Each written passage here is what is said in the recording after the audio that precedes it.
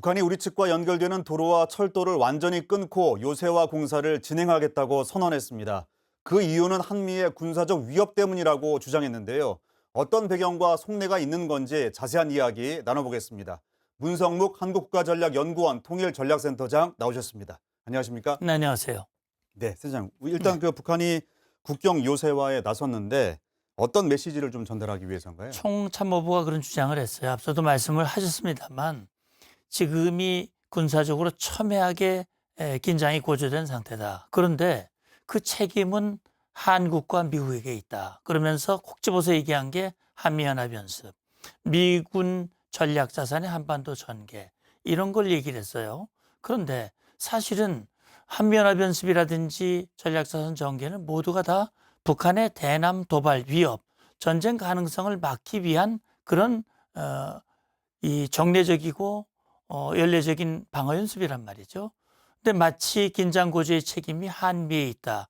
이런 식으로 얘기를 하면서 우리 국민들 소위 말하는 남남 갈등을 유도하고 우리 국민들 우리 정부로 하여금 북한에 대해서 그렇게 하지 마라 라고 하는 여론을 조성하려고 하는 것이 첫 번째 의도라고 생각을 하고요.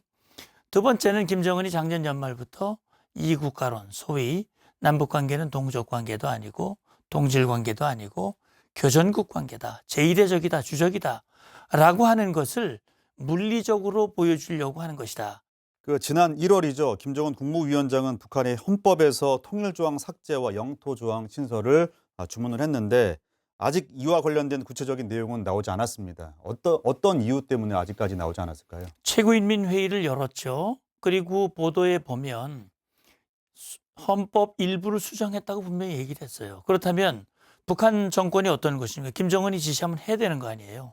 그런데 수정은 했는데 결과는 공개를 안 하고 있습니다. 그래서 말씀하신 대로 이 영토조항의 반영, 통일이나 화해나 동족이라는 개념을 지웠는지 여부는 확인되지 않고 있지만 그러나 김정은이 이것을 공개하지 못하는 이유는 분명히 있어요. 왜 그러냐면 결국은 이것이 공개됐을 때 미치게 될 수 있는 그런 파장, 부정적인 영향을 우려하고 있는 것이죠.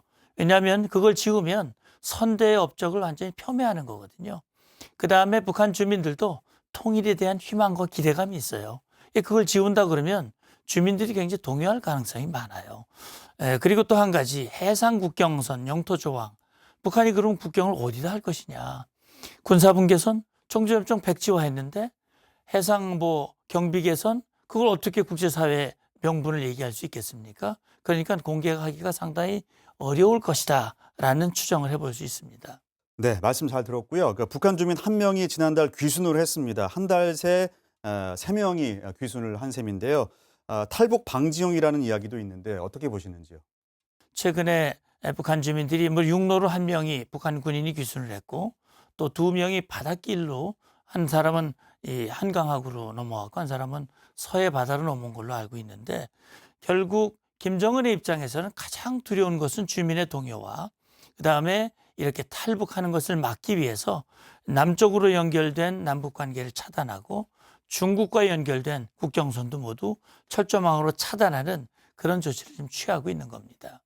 네, 지금까지 문성묵 한국국가전략연구원 통일전략센터장과 함께 이야기 나눴습니다. 오늘 말씀 감사합니다. 감사합니다.